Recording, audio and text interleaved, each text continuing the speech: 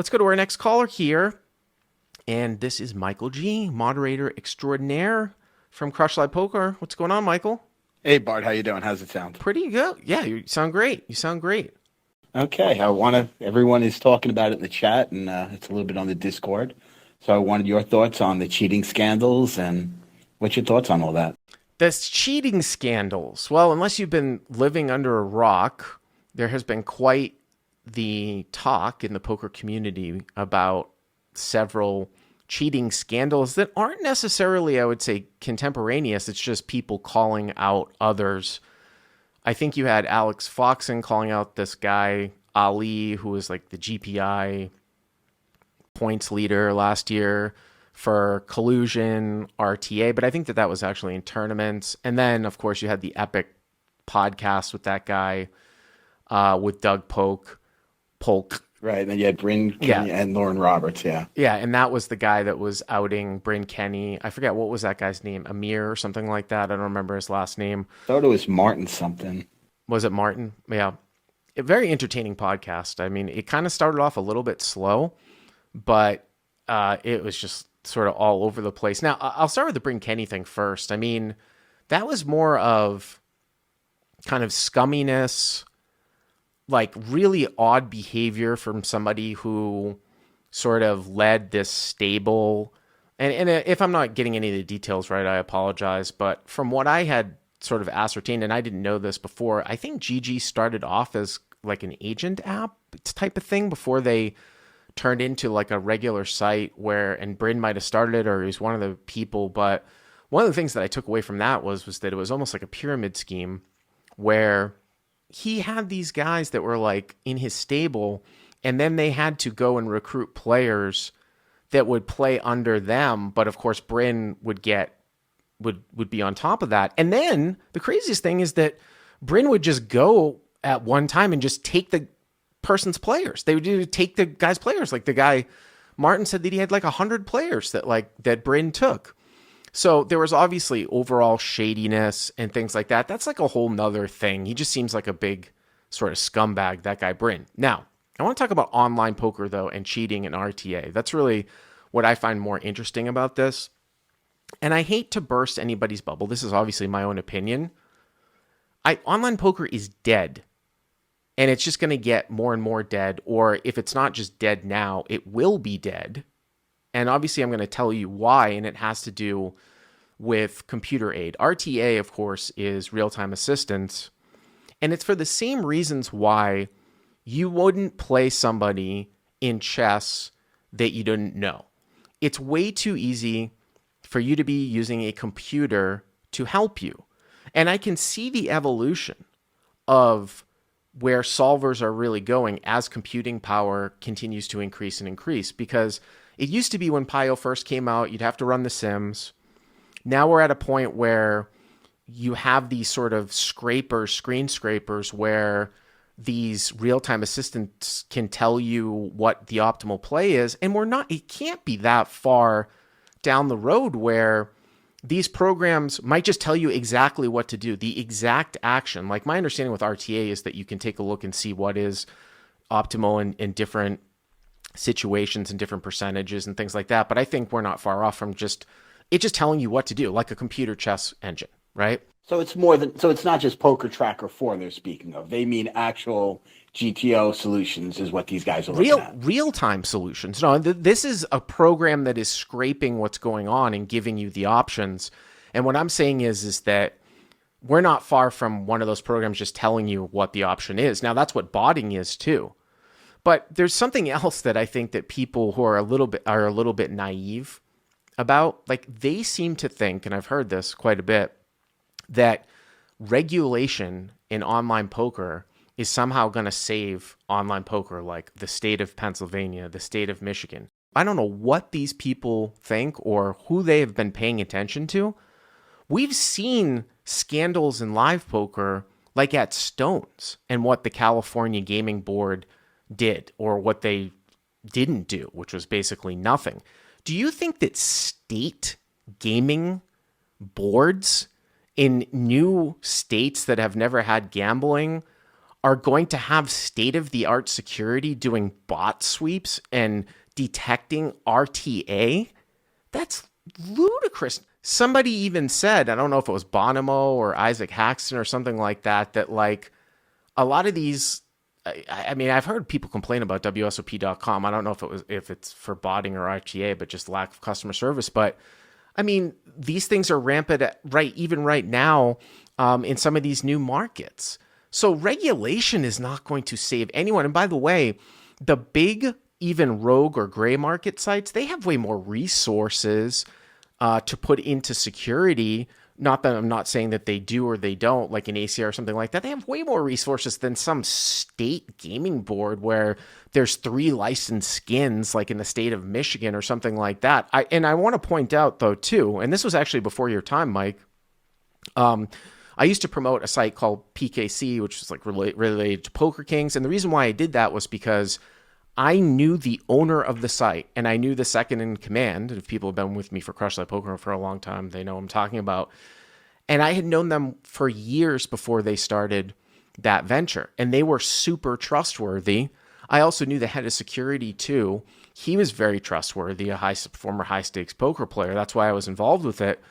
But these guys were, and the only knock on PKC, because there's been a long-standing thread in front of TP on 2+2, was that people think that there's a conspiracy because they ban winners, because they were trying to differentiate themselves where they would have real-time algorithms and programs that were looking for cheaters, that were looking for colluders, that were looking for people that were doing stuff that was too close to optimal. And when they found it, they would ban accounts. And then the winners who were cheating would come on and be like, oh, it's a big scam, something like that. So I know that site tried to differentiate itself for having like a high level of security. But like the competency level of my friends in that, that I knew that were running that site, like it's not even in the same universe versus somebody who's running like some site in Nevada or Michigan or something like that. A couple of other things too. So I don't really see a future. Now, I play online for fun. Like I'll play on Poker Bros because I can play on my phone. I like to practice double board PLO. I think it's fun. I think the games are actually still even beatable. The thing about those things is it's set up with a very, very high rake. You have to deal with a club and an agent. You probably have to get decent rake back, especially like in the games I play. Like even I probably wouldn't be able to beat the game without a high level of rake back because I'm playing like heads up and like 3 and 4 handed, like 2-4 split pot, big pot. So the pots are being split. There's huge rake. So it's kind of set up like that, like sort of like in a home game. And then you have to deal with, making sure you get paid out by your club and things like that. But one of the tweets that I put out too, because one of the things Martin had said was that he didn't trust the RNG on GG. The RNG is, of course, the random number generator. And I remember people griping about that too with PKC when I was involved over there too. And so I just put out a tweet. I said, has there ever been any evidence that any online site used like a rigged RNG? And what I mean by that, because some people kind of chimed in on Twitter and they were like, well, it's virtually impossible to have like a true RNG. And I can acknowledge that. What I'm saying is like, is there ever any evidence that a site has maliciously tried to not have random outcomes? Because the largest conspiracy is that you go on a new site, you win, and then they rig your account.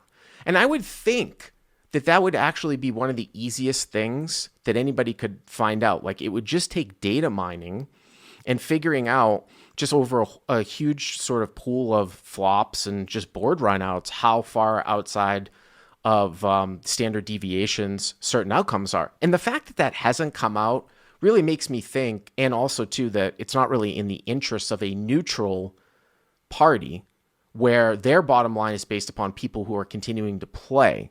It's not really in the interests of any of these sites to rig an RNG or have it so that it's intentionally not random. Someone had pointed out that I think way back in like 2000 by mistake, Planet Poker had some sort of messed up RNG, which is fine. I acknowledge that. But that part of it, I think, is just a conspiracy theory. The fact that like there might be RNGs, but this other stuff with, if you want to play online, I think you have to sort of ask yourself, why am I playing online? If it's for practice, if it's for recreation, that's fine.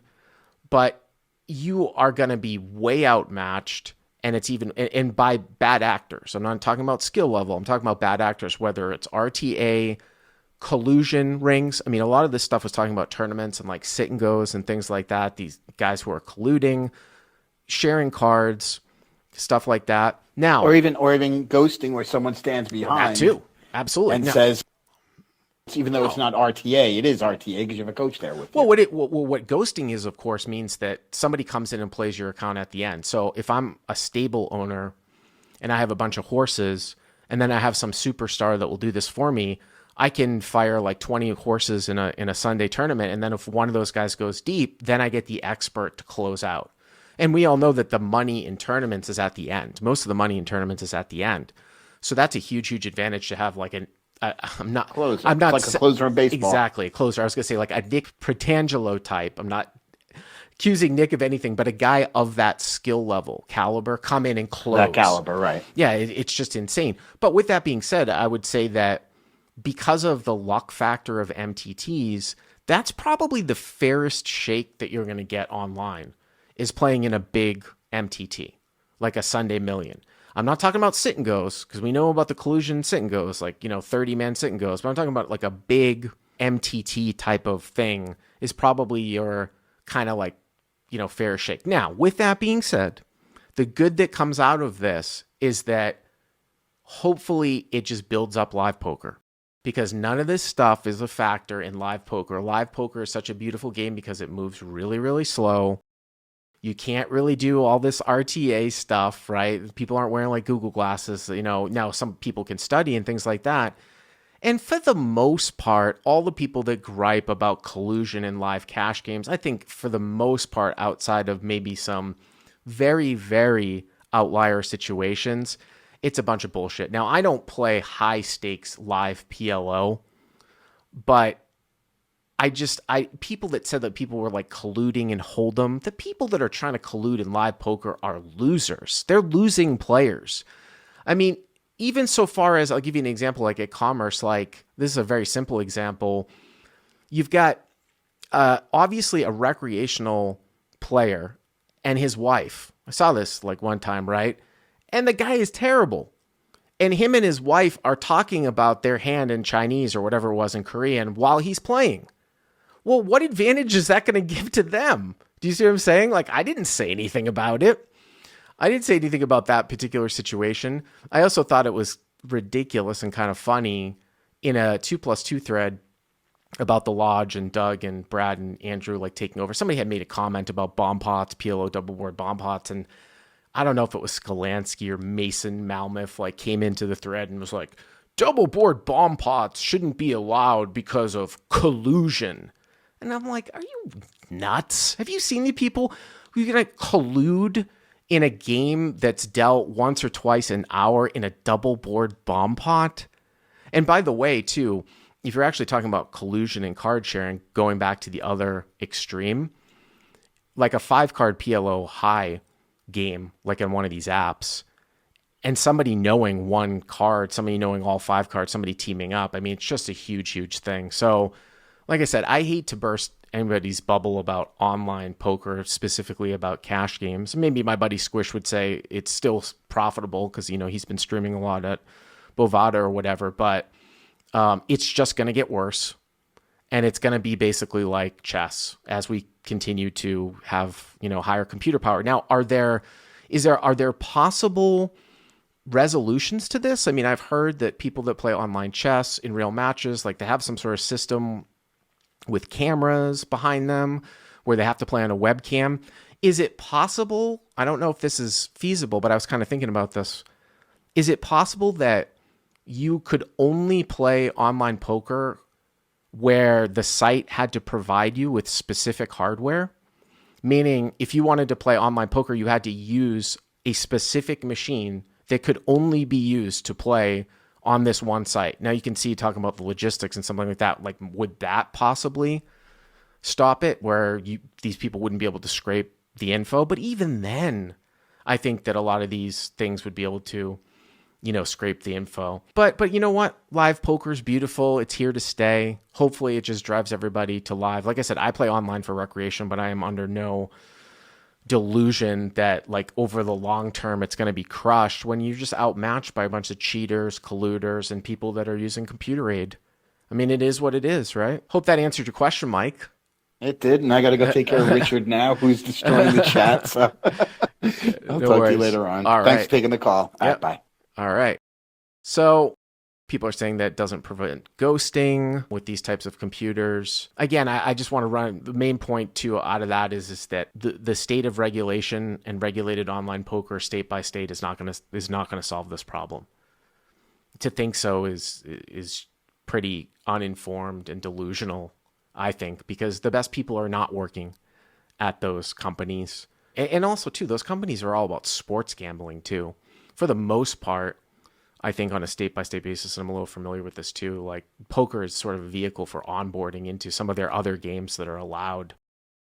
It is what it is, but there's always going to be live play.